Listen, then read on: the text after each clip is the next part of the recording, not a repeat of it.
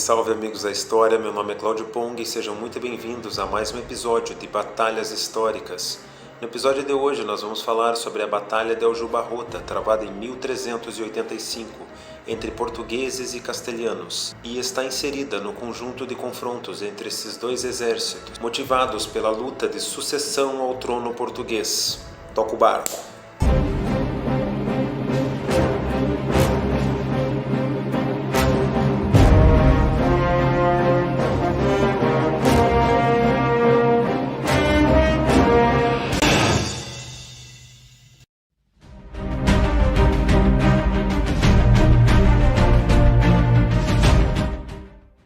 A Batalha de Aljubarrota foi travada no ano de 1385 entre portugueses e castelhanos e está inserida no conjunto de confrontos entre os dois exércitos motivados pela luta de sucessão ao trono português. Após a morte de Dom Fernando, nono rei de Portugal, sua única filha, Beatriz, estava prestes a assumir o trono, porém seu marido era Dom João I de Castela. Desta forma, o trono português ficaria na mão de um castelhano. Isso era totalmente contra a vontade dos nobres portugueses, que nos últimos anos lutavam pela independência da Espanha. Então, Dom João I de Portugal, irmão do falecido Dom Fernando, contra Dom João I de Castela e sua esposa, iniciam um conjunto de confrontos, culminando na decisiva Batalha de Aljubarrota.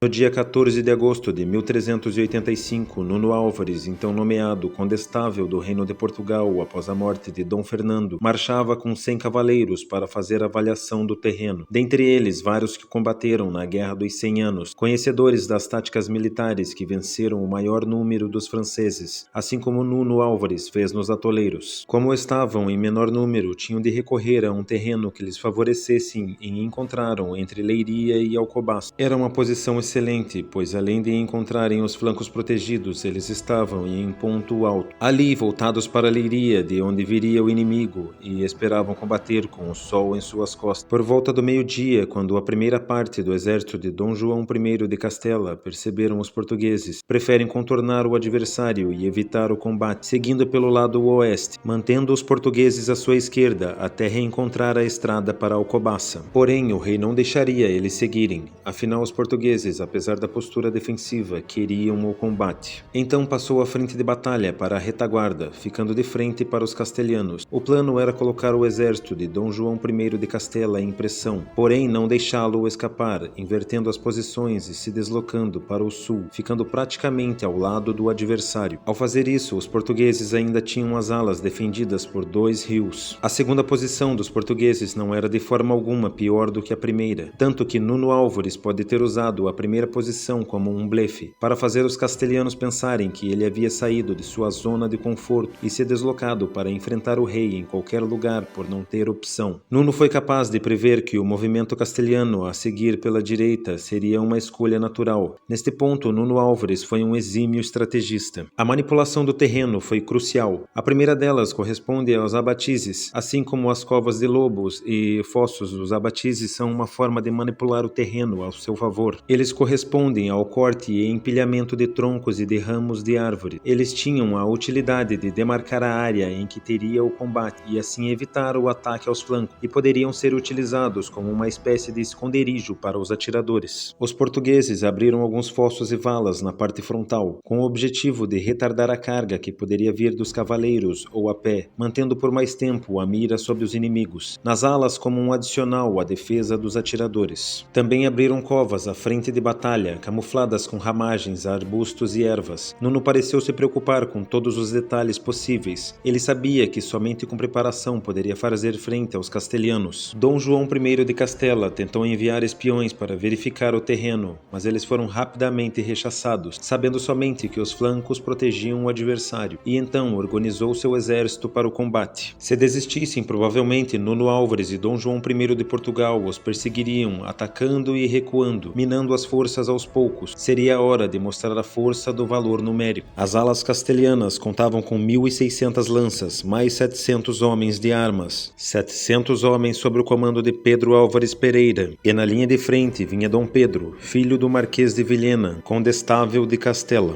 Dom João I de Castela estava apostando na velha tática que pudemos observar os franceses utilizarem. Um grupo de besteiros junto com uma vanguarda de 1.600 cavaleiros, provavelmente entre 2 ou 3 fileiras. Nos flancos, 2 alas com 700 homens de armas cada, sendo uma delas comandada por Pedro Álvares Pereira, o irmão de Nuno Álvares. Os semblantes de Portugal e Castela eram carregados, o que sinaliza mais uma vez que esse embate não era exclusivamente entre castelhanos e portugueses, ainda que por comodidade ao referir aos polos da batalha se diga, mas realmente se trata mais de uma briga de partidos. Segundo o historiador Lopes, o exército português estava com uma vanguarda composta por 600 homens e tinha Nuno Álvares como seu comandante. Nas alas, besteiros e arqueiros, ingleses acompanhados de 200 homens de armas. Na retaguarda, a ala era composta por 700 lanças e homens de pé e besteiros. A iniciativa do combate coube à hoste de Dom João I de Castela, que diante de Nuno Álvares passou pelas alas montado em um cavalo, segurando seu escudo, deu as últimas palavras de incentivo e ordem, pedindo para que todos ficassem juntos, com os pés firmes e as lanças direitas apertadas no braço. O modelo tático de batalha estava mudando, com o emprego de armas de fogo, uma das tecnologias mais recentes. Esta será uma das primeiras vezes que esse tipo de arma é utilizado em uma batalha campal, o que explica todo o espanto dos portugueses. Dom João I de Castela, portanto, organiza suas forças para implementar o ataque à vanguarda portuguesa. Sem permissão do monarca castelhano, os recém-promovidos às funções militares, os jovens combatentes castelhanos e franceses, galoparam para cima dos lanceiros portugueses. Neste momento, os experientes arqueiros ingleses começaram a executar o seu movimento de tiro. Quando os cavaleiros resolveram atacá-los, logo eram impedidos pelas fossas e covas, espalhadas em grande número pelas laterais. Isto nada mais era que a estratégia de Nuno Álvares funcionando. Os fossos e as covas nas laterais repeliam o exército castelhano para que ele ficasse em uma zona segura, que era justamente no centro. Essa ida repentina fez com que vários cavaleiros batessem entre si e alguns derrubassem os outros. Nuno conseguiu fazer com que os castelhanos se afunilassem e se desarticulassem, formando um corredor da morte. Alguns, desesperados, desmontaram de seus cavalos e decidiram seguir a pé. Esse ato teve 2 consequências. A primeira trata-se da locomoção. Apesar de terem ganho um pouco mais de agilidade por estarem sem cavalos, eles se tornaram alvos fáceis das flechas e virotões. Não o suficiente, ainda se tornavam alvo de seus próprios canhões, utilizando a pólvora como propulsor, que na pressão do combate os atropelavam e os sufocavam na histeria que se instaurava no funil. Os poucos que conseguiam alcançar a vanguarda portuguesa eram rapidamente mortos por estocadas ou golpes de lanças. Os portugueses não podiam ter se saído melhor nesta primeira etapa. Ao perceber tarde os acontecimentos, Dom João I de Castela dá as ordens para que o resto da cavalaria castelhana avance para exercer pressão no adversário. A insistência da mesma tática produziu resultados quase iguais. E eles mais uma vez foram alvejados com flechas e virotões.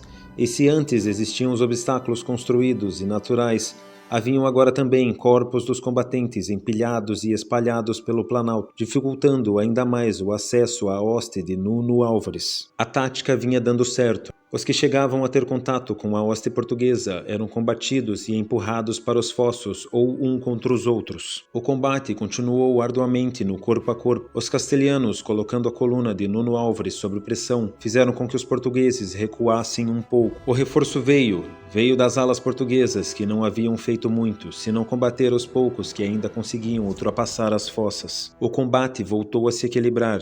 E o rei português, vendo que a ala avançou, decidiu fazer sua unidade avançar também. E neste momento o próprio rei português entra em combate com um nobre castelhano, Álvaro Gonçalves, que é morto pelo monarca. Neste momento, a vanguarda, as alas e a retaguarda anglo-portuguesa atacavam com incrível poder de choque, assassinando, pisoteando e sufocando os castelhanos, empilhando-os sobre as valas e as covas de lobo. O cenário era claustrofóbico.